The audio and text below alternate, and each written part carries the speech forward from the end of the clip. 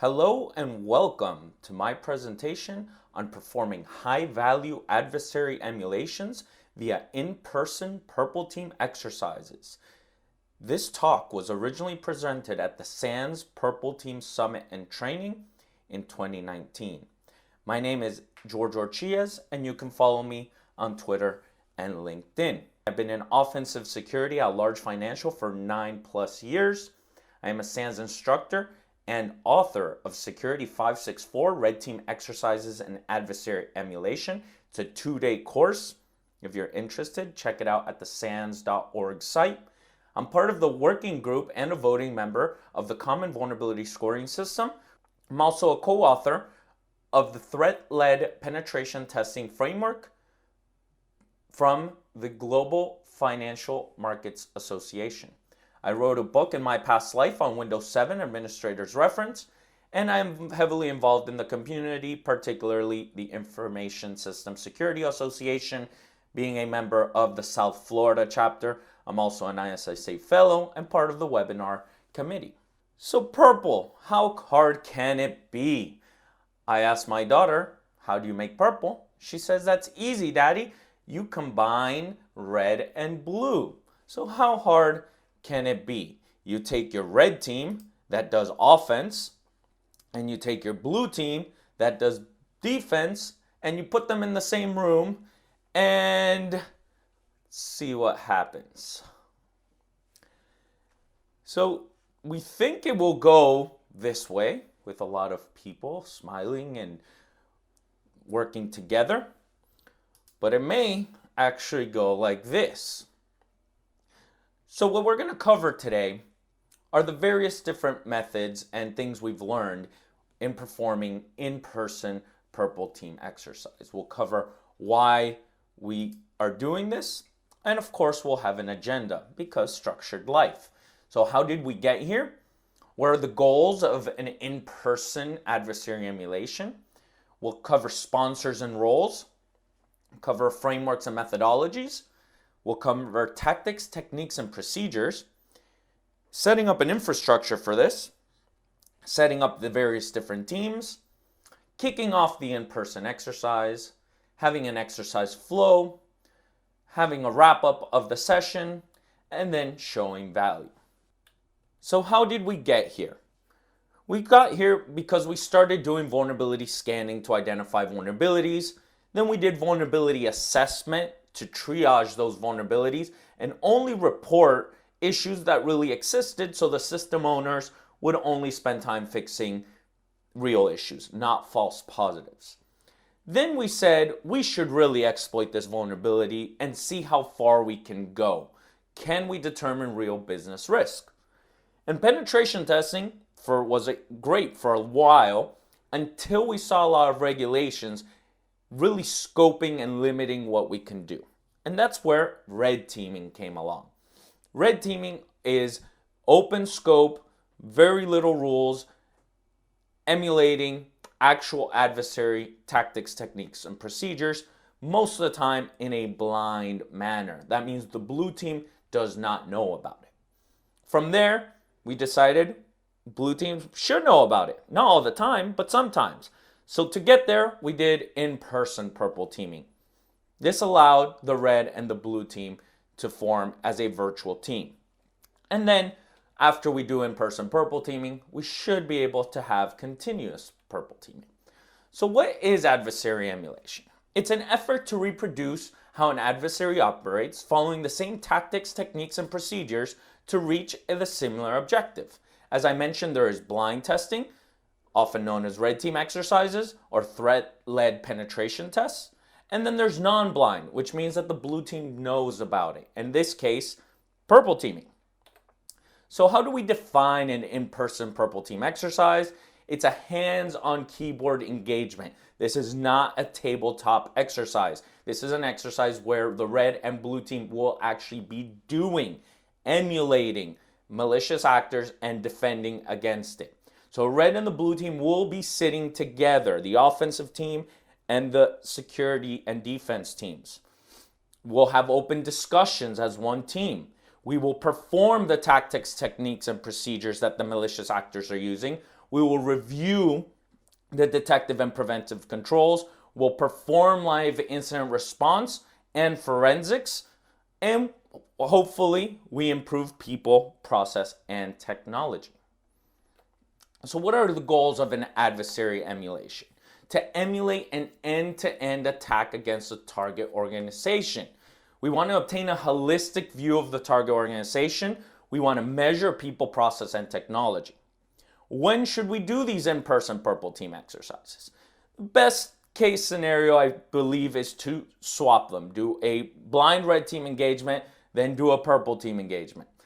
You cannot do one of these prior to a blind red team engagement, after a blind red team engagement as a replay. If you have new team members in your security operations center or in your incident response team or in your forensics team, might be a good idea. If you want to do periodic training for certain locations, or if you want to chain various TTPs that haven't been previously documented. And then, of course, you want to get to a continuous purple team state. Whenever a new tactic, technique, or procedure is released, say at Black Hat or DEF CON or Hackfest, you want to be able to work quickly together to build a detective and prevention around that particular TTP. So let's talk about doing an in-person purple team exercise. Well, first of all, we need sponsors, because we're going to need team members from the red team, from the blue team, incident response team, hunt team, and generally we have 2 to 3 members of each team. That means we have to take them out of their day-to-day job for 1 to 5 days, move them all to a location, which means we need a budget, and then we want to use a good scope. We want to do TTPs that really matter. So we need sponsors. Generally, someone senior, depending on your organizational structure, maybe the Chief Information Security Officer, the Head of Information Security or Cybersecurity, really depends. But someone has to sponsor this and someone that can approve a budget. For time requirements, generally I've seen an in-person purple team exercise run 1 to 5 days. And it's mostly all hands-on keyboard work between red and blue teams. Now that's the in-person part. The preparation can take a number of weeks before that. The exercise just 1 week, and then the action items of what needs to get done, what needs to be fixed, really depends on what you've learned in this particular exercise. Here I've defined the roles and responsibilities for a large organization. The Head of Information Security or the Chief Information Security Officer should be able to approve the exercise and the budget. His or her role as a sponsor. The Red Team Manager is a sponsor and generally an attendee. They should define the goals, select attendees, and select the tactics, techniques, and procedures. Same for the SOC Manager. The Incident Response Manager and the Threat Intelligence Analyst should also play a part. Most of the time, they are not part of the exercise as they don't have hands on keyboard, but it really depends on your organization and how you're obtaining that threat intelligence. Then you have a number of attendees, from red teamers to SOC analysts to hunt teamers to incident response. And then lastly, you need an exercise coordinator. I cannot stress this enough. You should have 1 or 2 people that are not any of these other roles, that are actively participating and observing, taking notes, writing lessons learned, recording minutes, taking the action items, and taking the feedback. They'll also be responsible for sending a daily email with the status of what occurred to all the sponsors that are not in attendance but want to know that their money is being well used. For frameworks and methodologies, if we're emulating a malicious actor, we should use a framework that is known. The cyber kill chain is probably the most known one by senior management. I am a fan of the Unified Cyber Kill Chain by Paul Poles.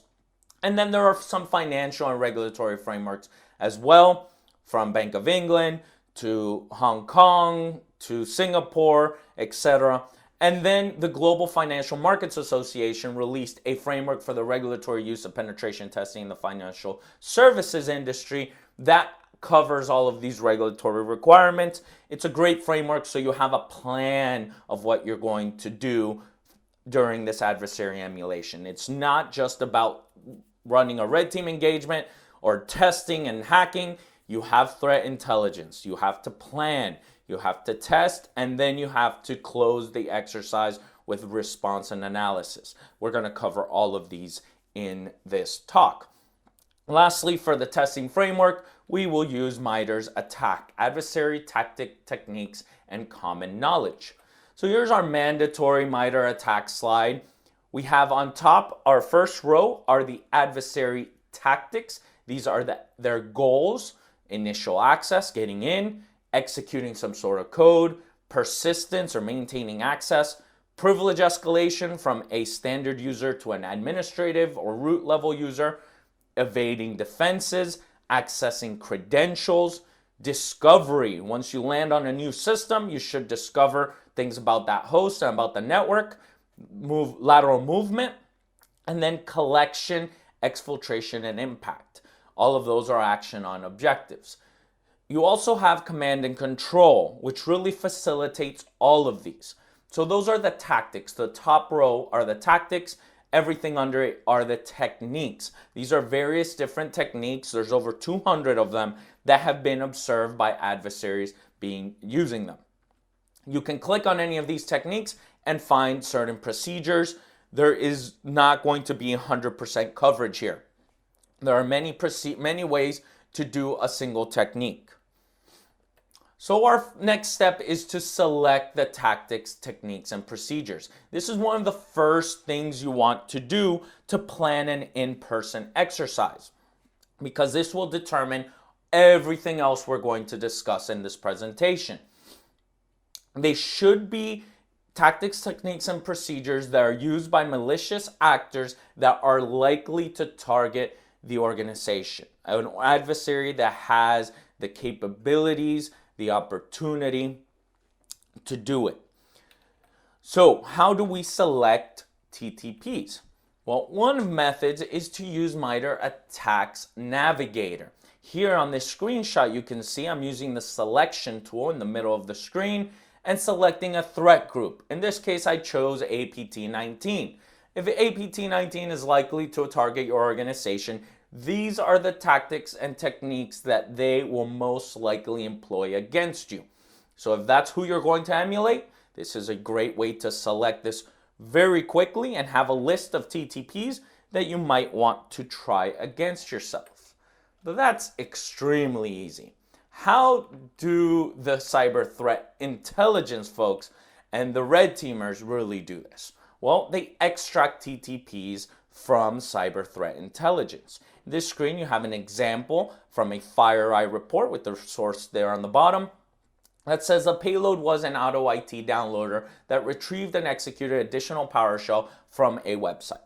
Just in that one sentence, you have a software, which is part of MITRE ATT&CK as well, software 0129. You have PowerShell, which is a technique, and you have an indicator of compromise here with the IP address. So you can read all this threat intel and extract those TTPs yourself. With a list of TTPs, you will then want to discuss these TTPs between the red team manager, the SOC manager, and the cyber threat intelligence person that provided this to determine which ones they think they have visibility on. Does the SOC have detection for this command and control channel? Or do they have detection for PowerShell? Does the hunt team have a test case where they go out and they hunt for PowerShell? Does incident response have a method to look at memory and look at artifacts left behind and determine that particular technique and procedure? The reason you do this is you don't want to go into an in-person purple team exercise with zero visibility. If you do zero visibility, you're not really going to train the people or the process. You're probably going to focus on a lot of technology gaps, and that's not the point of this particular exercise. So you want to identify tactics, techniques, and procedures that there is visibility. Maybe some things are prevented, but mostly things are detective and should be alerting. Then you want to identify what command and control will emulate this particular adversary. And this is a project I started called the C2 matrix. It's a Google Doc of most command and control frameworks. It documents their various capabilities and features so that you can choose which framework best emulates your attack. There is no right and wrong. There is no better or worse framework. Shout out to all the developers. Thank you for everything you've done.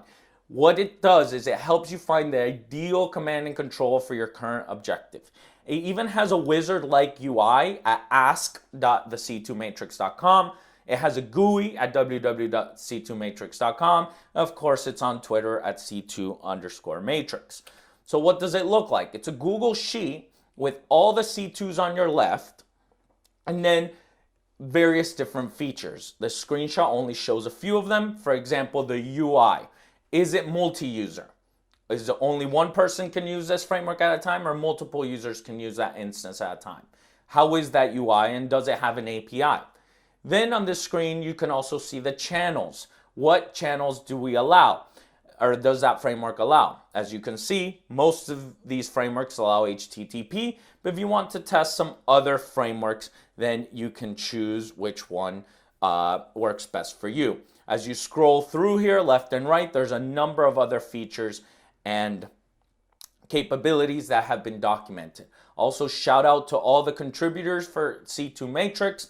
Really appreciate everyone that has provided and evaluated and developed some of these C2. We are open for feedback and contributions. With the C2 selected, you can now go into logistics. As technical people, we rarely think about these things. So let me briefly highlight some of the things you need to consider. For example, you need to pick a physical location so that everyone can sit in person. Now that sounds a lot easier said than done. You want a location where you have the least amount of travel. Generally, the Security Operations Center is an ideal place. Maybe you only have people from the hunt team and incident response and the red team flying into there. Really depends. Then you need to obtain travel approval from sponsors. If you're not used to flying with your organization, then this is something you need to consider. Always plan to arrive a day early. And then you want to choose a large conference room that has proper connectivity, power for all the laptops, since everyone will have a laptop, a screen that everyone can share their workstation on with the same media output, generally HDMI,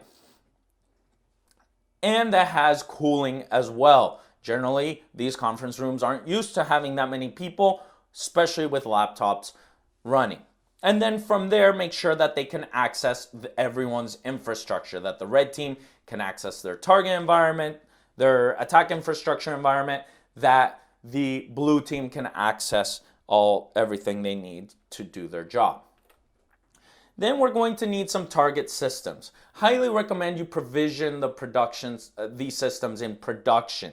I'm not saying take over current production systems, but create systems in production because that's where the visibility is. So if you're targeting endpoint operating systems, get the same operating system with the same configuration, same security tools as your current environment. I'm assuming by now most people are off of Windows 7, maybe on Windows 8 or Windows 10. If they have terminal services, Citrix, VDI environments, cloud servers, Windows servers, grab one or two of each so that you can do the testing. Then make sure all the security tools are in there. One of the reasons we use production systems is because production systems go to production security tools. Make sure you have your latest antivirus and anti-malware running, or if you have some sort of anti-exploit system, your EDR solution is running, logging, and sending information to the right place. You also want forensics tools. Now, you can do live forensics or do actual image acquisition. It really depends on the timing and the speed of your enterprise tools. You may want to do live forensics. Target accounts. You want to create secondary accounts or service accounts so that you're not compromising accounts of real people and having to change them there live. You don't want to show someone's password of a production system in front of 10 people all at once. it will then require its own incident response. So request a secondary account as a standard user, request email access, request internet access, and if you would like just to speed things up, add that account as a local admin so the red team can go through much quicker and not have to do certain TTPs, again, based on what you are doing and what your goals and objectives are. Attack infrastructure. If you're doing this from the outside, then you need to choose and procure an external hosting provider. You need to create virtual machines for your attack infrastructure. Again, if you're doing it from the internet, you have to do certain things like grab IP addresses, purchase domain names, purchase TLS certificates. If you're going to be sending emails, you need to obtain an SMTP server that allows sending email into your organization. And you should provide all these IPs and domains to your security operations center for whitelisting before the exercise. If you have network access controls and you're doing internal virtual machines, then you need to make sure those are whitelisted as well and aren't going to be prevented.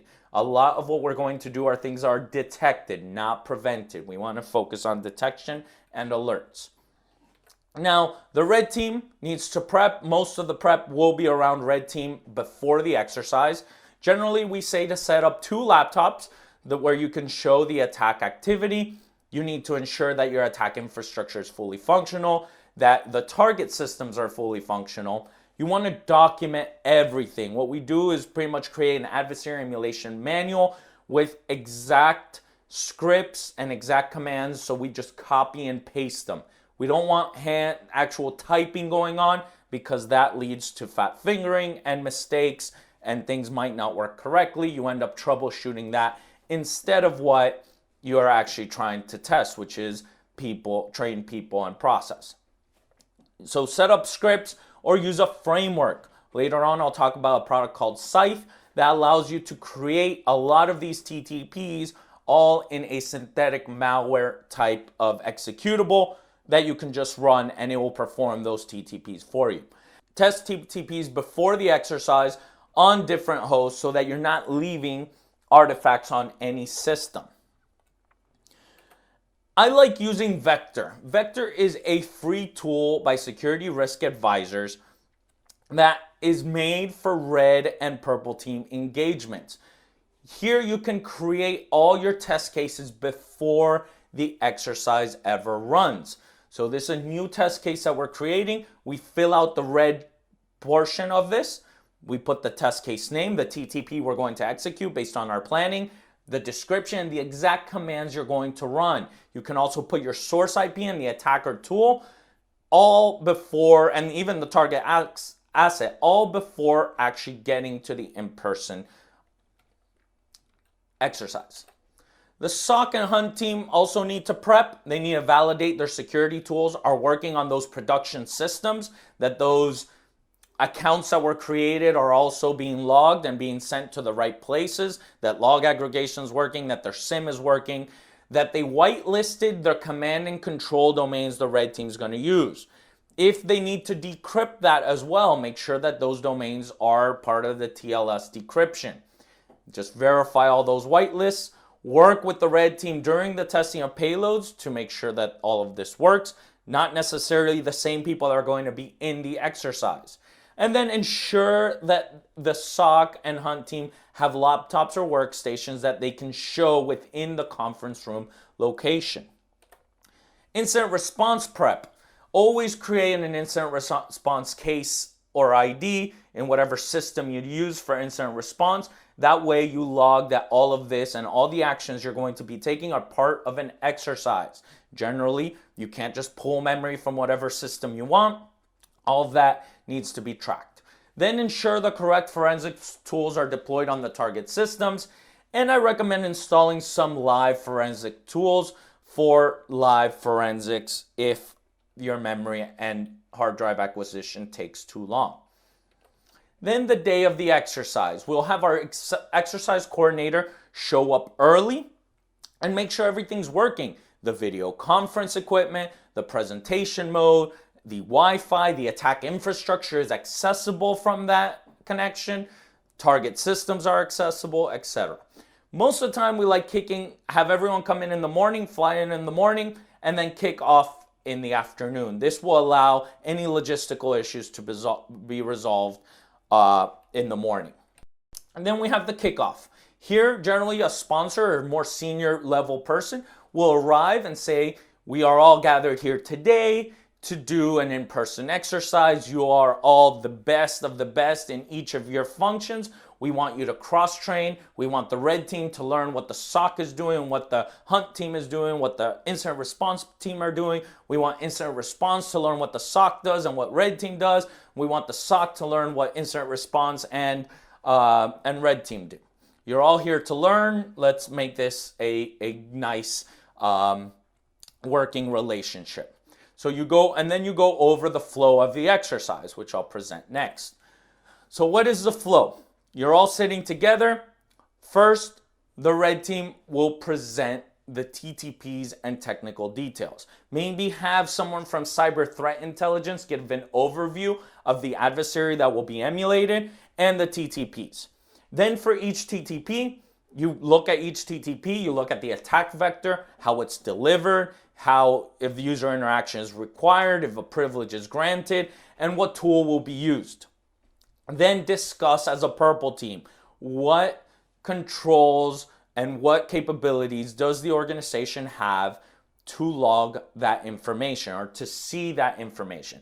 Does the SOC have logs for this? If it's a phishing email coming in, where are those logs? If it's an outbound HTTP request, what logs those HTTP requests? Is there network controls? Are there endpoint controls? Then the hunt team can say, oh, we have a test case for this. This is what we hunt for. This is what we would find.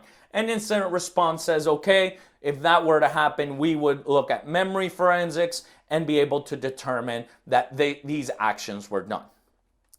Then the red team executes that TTP. They do all of this in a non-blind format. They show the attacker IP address. They show the target. They show the execution and document the exact time it ran. And hopefully all of this works because the prep part went well and some action occurs successfully. The SOC, hunt, and incident response will then follow their process to identify evidence of this TTP.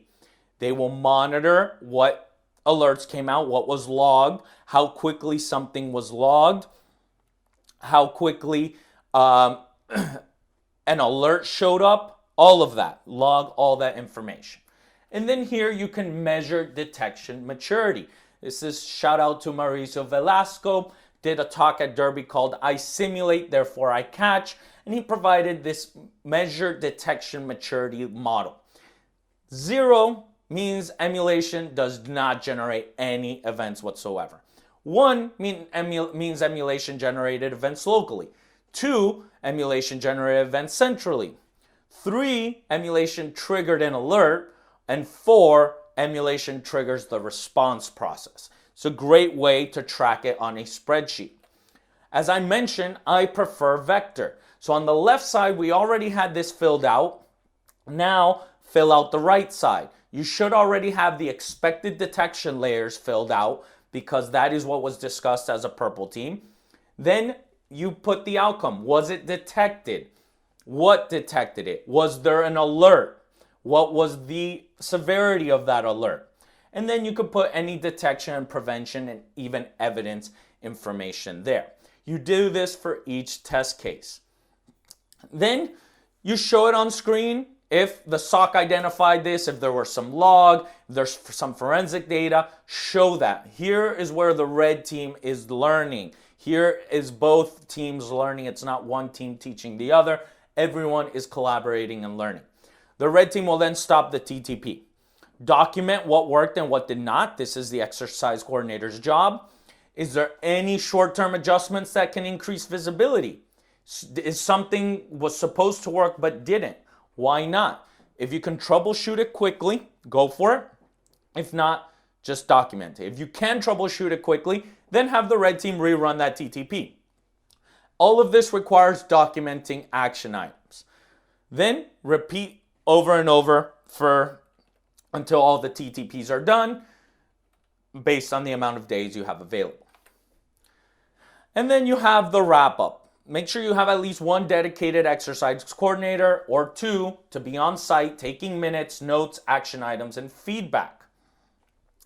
Daily emails should be sent to attendees and sponsors with the minutes, the action item, and the plan for the next day. This is how the sponsors that gave you money to do this and budget will know that you are doing something valuable at this level.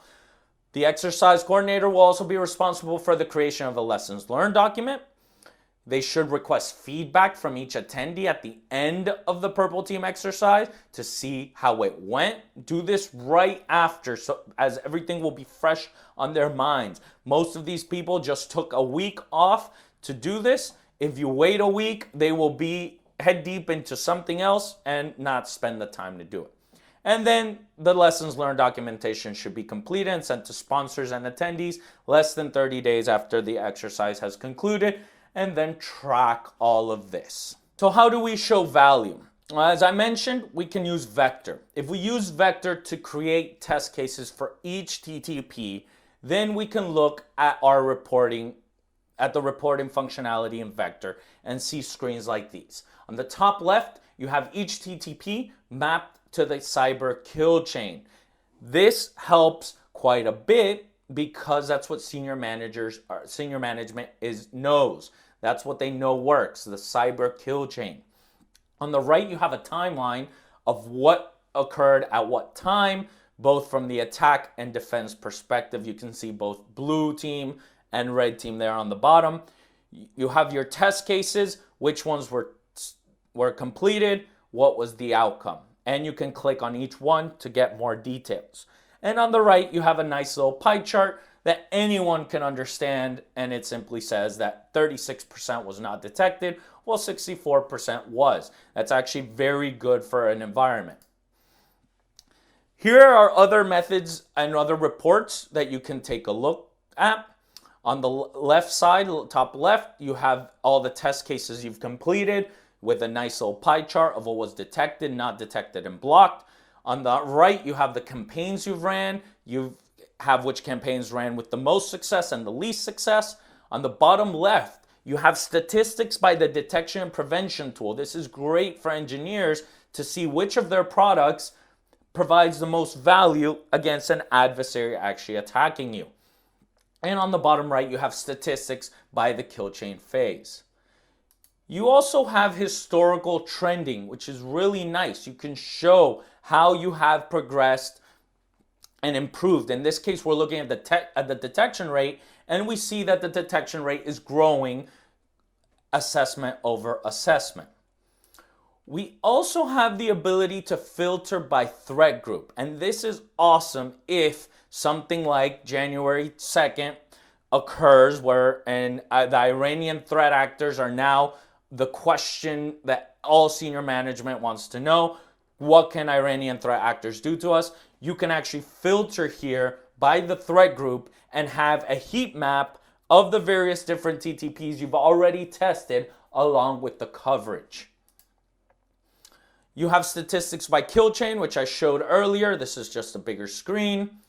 And a heat map of what it looks like. Now, there's a lot of green here. Generally, you will not have a lot of green. You'll actually have a lot of red, which means you have no detection whatsoever. You may have some alerting and some actual prevention. Now, the question I always get is, I don't have a red team. What do we do? I want to do this type of testing. Well, there are vendors out there called breach and attack simulation vendors. A lot of these do more control validation, where they will replay same packets over the network and see if the detection is continually working.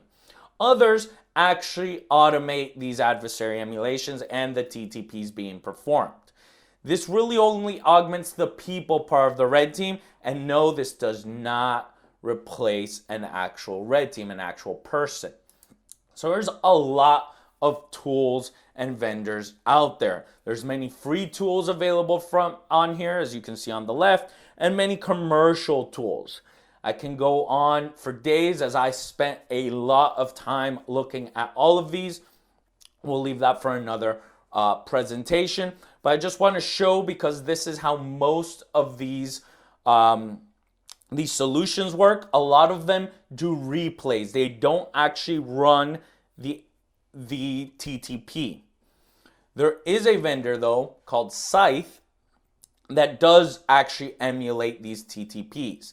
They obtain the threat intelligence, as you can see here. They have a threat catalog, and you can actually select all the TTPs you want to run, create a payload, and deploy that payload in the production environment. So the payload's generally an executable or a DLL. You execute that in one place as if someone fell for a phishing email, and it will execute the TTPs you have selected.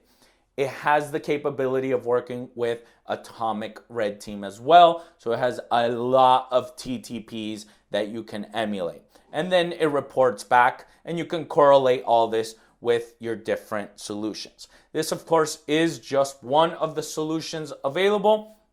Check them out, and of course, interact with me on social media if you have any questions about any of this. Also, the project lead for the C2 Matrix, so I am available to talk about all this stuff. I love it, and I appreciate your time for coming here and listening to this talk.